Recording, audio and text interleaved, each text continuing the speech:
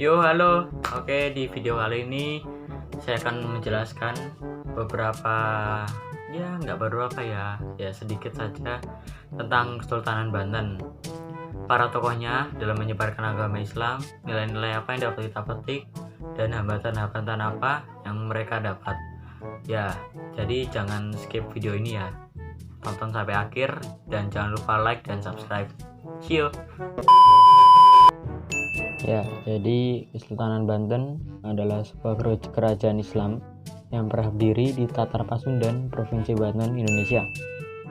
Berawal sekitar tahun 1526, ketika Kesultanan Cirebon dan Kesultanan Demak memperluas pengaruhnya ke kawasan pesisir barat Pulau Jawa dengan menaklukkan beberapa kawasan pelabuhan yang kemudian dijadikan sebagai pangkalan militer atau kawasan perdagangan. Sebagai antisipasi terrealisasinya perjanjian antara Kerajaan Sunda dan Portugis pada tahun 1522 Masehi.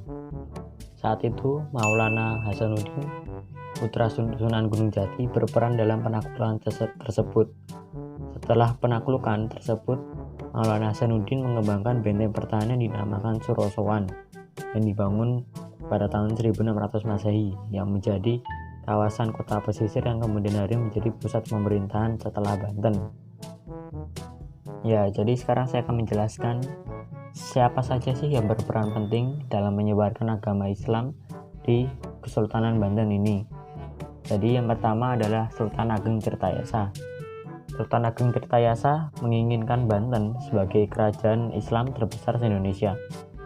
Beliau menaruh perhatian yang sangat besar dalam bidang agama. Salah satunya ialah dengan mengangkat Syekh Yusuf, seorang ulama Makassar, menjadi mufti kerajaan yang berperan menyelesaikan permasalahan agama dan menjadi penasihat sultan di kerajaan. Selain itu, beliau juga meningkatkan pendidikan agama baik di lingkungan kerajaan maupun rakyatnya dengan mendirikan berbagai pondok pesantren. Agama Islam pun berkembang pesat disertai dengan pembangunan berbagai sarana beribadah seperti musola dan masjid.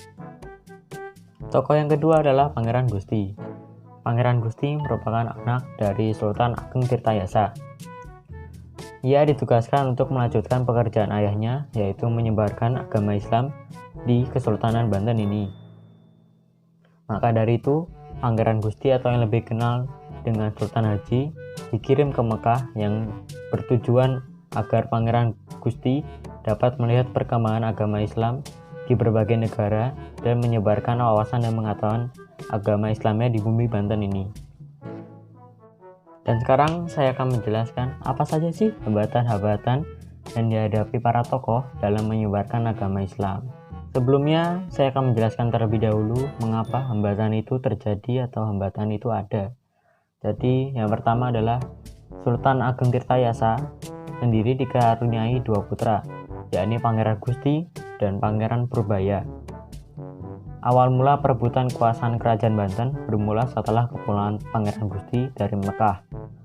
Selama kepergian Pangeran Gusti, tugas-tugas pemerintahan untuk sementara diserahkan kepada Pangeran Purbaya.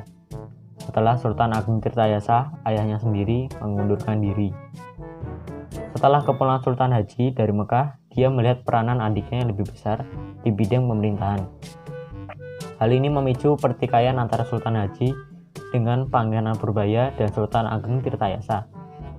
Sejak konflik ini muncul, Sultan Ageng Tirtayasa sering pergi ke Dusun Tirtayasa dan bahkan mendirikan keraton baru.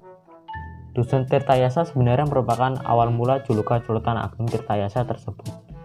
Pada mulanya, beliau lebih dikenal dengan sebutan Sultan Abdul Fatih. Jadi menurut saya, hambatan yang pertama adalah faktor internal atau kekuasaan yang lebih besar dari dalam.